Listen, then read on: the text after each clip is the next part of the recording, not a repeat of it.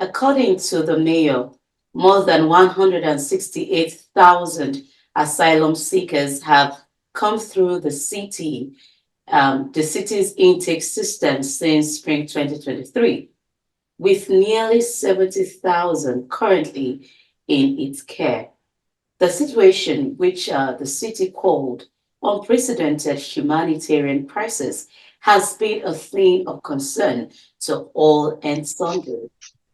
On Let's Talk today, we will be discussing the topic immigration crisis in New York City. Doing this with me is attorney Fatai Lawal of the Law Office of Fatai Lawal, New York. Hello and welcome to Let's Talk. I am Oluja Kemasako. Thank you for always watching Let's Talk. And please remember to subscribe to our YouTube channel and follow us on all of our social media platforms. Until then, enjoy this ride with us. Thank you.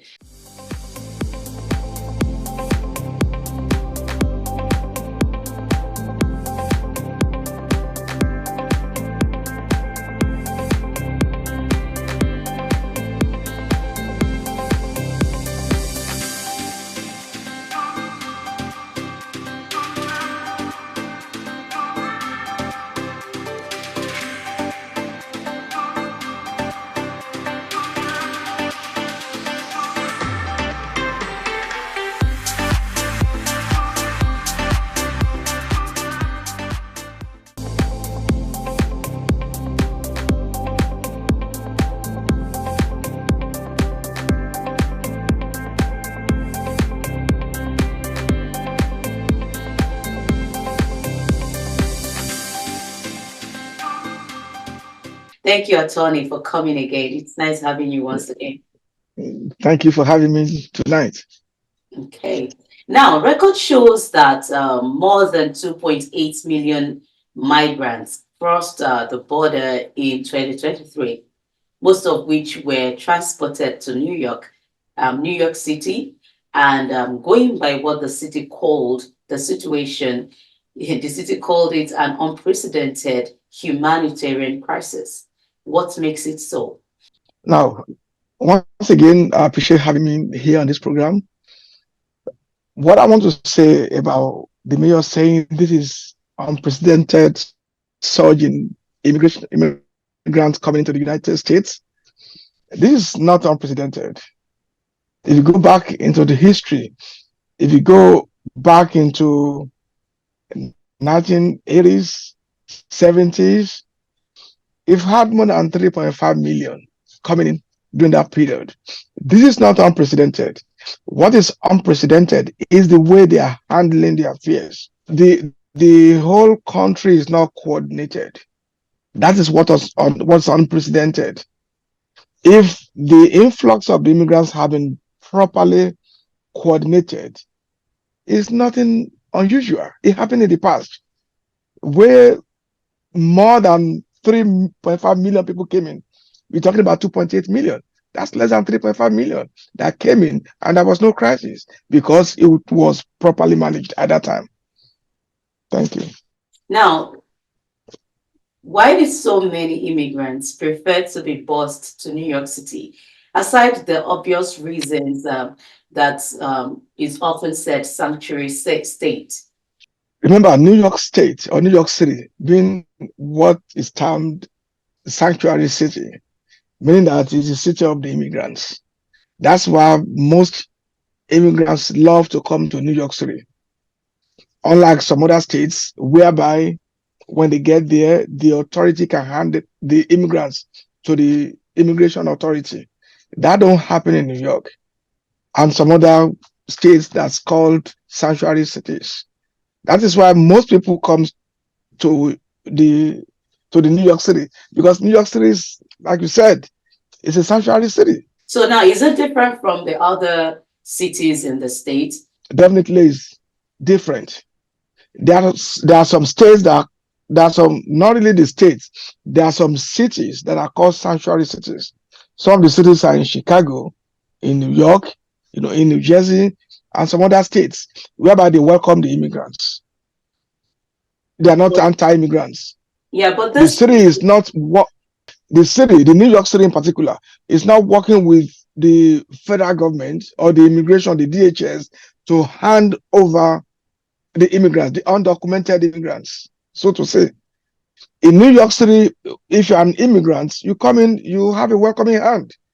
The government of New York City will shield the immigrants, whether you are documented or not. We have an open hand. You come in to New York City, we're not going to turn you over to the federal government for deportation. And some other few states or few cities are like that. That's the history of New York City. Okay, so it's not peculiar to New York City for the governors, the Texas governor, to be bossing these people to New York City. Yeah, but remember, Texas is not a sanctuary city. That's a fact. And if you look at New York City as a whole, if you look at the population, more than 40% are immigrants. More than 40%, that's almost half. It's a city of immigrants. It's a welcoming city for the immigrants. That is why, if you look at history during the what they call the Ellis Island in the past, that was in the 1890s and the past, more than 12 million people came to New York, and we welcomed them. That is the tradition of New York City. That's why you have almost half of the population is they are either immigrants or child of immigrants. It's always like that, and nothing's going to change that for now. I mean, in any foreseeable future. Okay. Now, sometime last year, the mayor talked about expediting their work authorization so that they can start working. How has immigrants benefited New York City as a sanctuary city? Now, when we talk about the mayor talking about expediting the Work authorization. work permit, work authorization, I mean, to me, I see that as a political statement. Why I say that is this: the mayor has no control over the USCIS, over the Department of Homeland Security. This is a federal agency.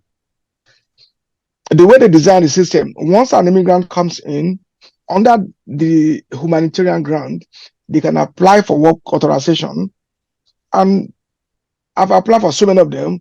We get the work permit within 2-3 months. We get it. This is to help these immigrants to be able to work and contribute to the economy of New York City. No, because somebody was breaking down the ratio of the importance of this immigrants as regards the economy of the city or probably the state, what the state has to gain or stands to gain. Now, looking back from when you started out, you said over time this has been an issue. So it's issue of we having migrants and all of that. But this one is actually, I would say, outstanding because maybe it's coming in a different form. But over time, it has been said or documented that immigrants are actually the one building the city. Do you agree with that? I mean, that's a fact. Because if you look at the benefits of the immigrants to our community, I mean, it cannot be overemphasized. If you look at the drive workforce in New York City, it's built by the immigrants, whether they are documented or not. They are the one that's building it. The statistics shows that last year alone, immigrants in New York City, they contributed about more than $30 billion in taxes. Remember, these people don't even get tax refund. What they do is paying tax. They keep paying tax, they don't get nothing in returns. Imagine a group of people contributing billions of dollars to the economy. If you look at these immigrants, whether they are documented or undocumented, look at small scale business. They are 70% of them are owned by immigrants. So if you look at it on the long run, New York City is benefiting from it. Even if they are not working, they have the money. Somehow they are spending the money. They are boosting the economy. Indirectly, they are contributing to the economy, regardless of their status. If you go to the market and want to buy something, they're not going to be asking you, are you documented or not, before taking your money. Even if they are undocumented, they spend money, they drive the economy, they contribute to the social security economy, and they get nothing in return. Now, sometime last year, on the news, Mayor reported that some immigrants are just a lot of food are being wasted because most of those people don't get to eat what they are being given, where the according to accommodation that they were given. And now, with this, would you say the conduct of those people to encouraging, knowing fully well that they're doing everything possible to ensure that you have a conducive atmosphere to stay, pending the time that you have your, I would say, total freedom. I mean, if you see, most of these people condemning the immigrants, they are doing it out of their, kind of a selfish interest. If you want to be objective, you can't come and tell me the immigrants are causing trouble, the immigrants are making the crime rate higher. The truth of the matter is, most of these immigrants are coming. They are very peaceful, law-abiding individuals. They are here to make their life better, to make their life and their family's life better. They're not here to torment troubles or make trouble. Most of the time, when they're here, they want to work. They want to work and make money. That is why they're here. Of course, you could say a fraction of them maybe engaging in criminal activities, but that's very negligible. Thank you so much, sir. Let's quickly go on this break. We will be right back.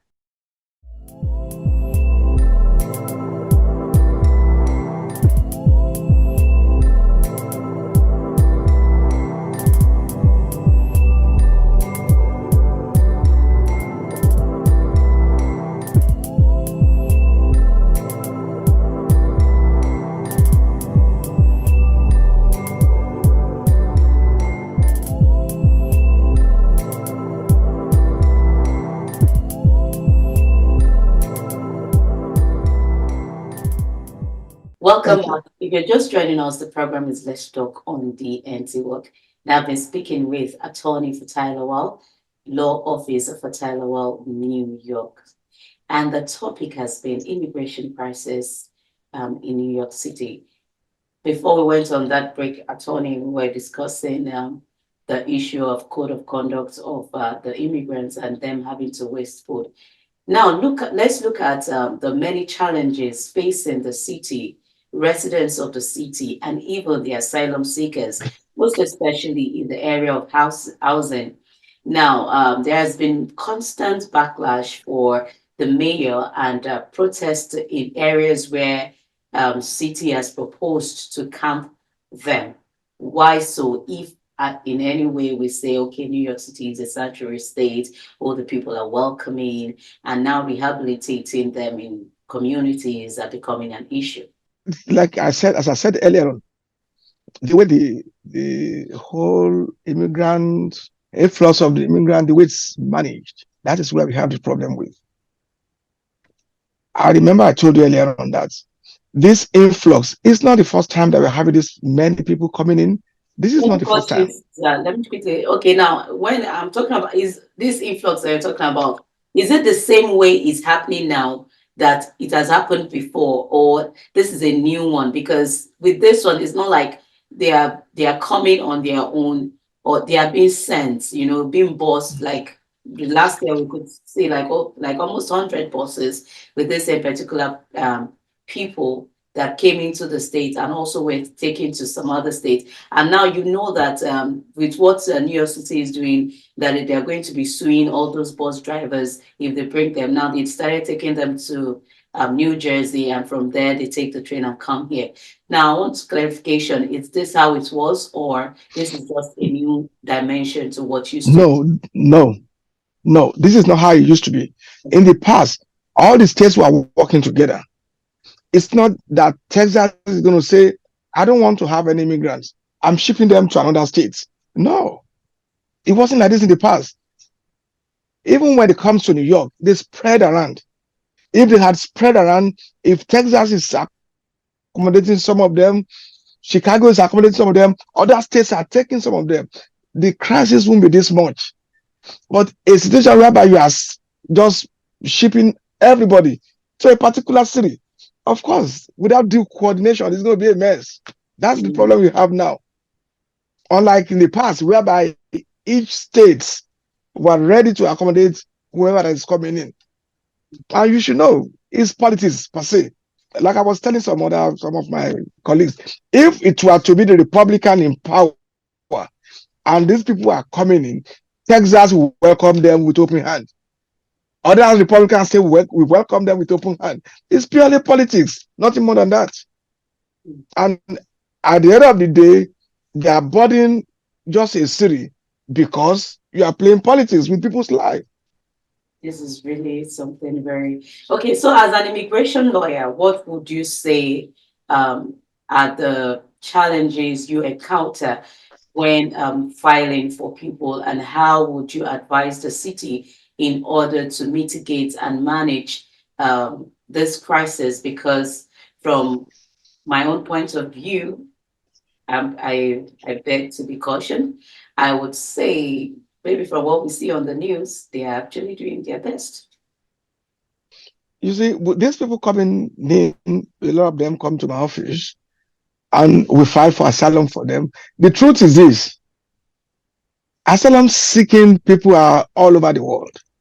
When people talking about influx of people to the United States, I'm like, that is not true. You made it seem as if United States is the country with the highest immigrants, is the country with the highest influx of immigrants. That is not true. I always tell people, if you look at countries like Turkey and some other small countries like that, they take way more than people as asylum seekers than the United States. People make it seem as if the United States is the only country that everybody is coming. No. If you compare United States with other countries like Turkey, what the number of people coming to the US is very negligible compared to those people going to other countries. And if you look at asylum seeking, it's a legitimate avenue to go to another country. It's legal. It's nothing illegal. If you come in, you are afraid for your life. Some people wanted to kill you in your home country. You seek for asylum in another country, in the United States for that matter. You are brought before the immigration judge. The immigration judge will listen to your story. If your story doesn't make sense, the case will be denied. If it does make sense, they will let you in and you become a resident, permanent of the United States. It's not that the judge will just let everybody in, everybody can come in, you are welcome. No, the case will be treated on an individual basis. I've attended, I've argued some cases for immigrants. Some of them that were approved, they're here in the United States. Some of them are already United States citizens. Some of them were denied. If they couldn't prove that they were in danger in their country, that is why they left. If they couldn't convince the judge, the case will be denied and they'll be sent back to their country. This is a purely legitimate step, legitimate means of getting to the United States, just like going to another country. Nothing illegal about it. So, like you said, it's just politics. It's just politics, nothing more than that. That is why you see those Republican states shipping all those immigrants to the Democrat states. That you are the one that want them. You are the one that call yourself sanctuary cities. There you go, have them. That's not fair. That wasn't how it was done in the past. And I was telling some people, when you come to immigration reform, it was the Republican government that did it, not even a Democrat government.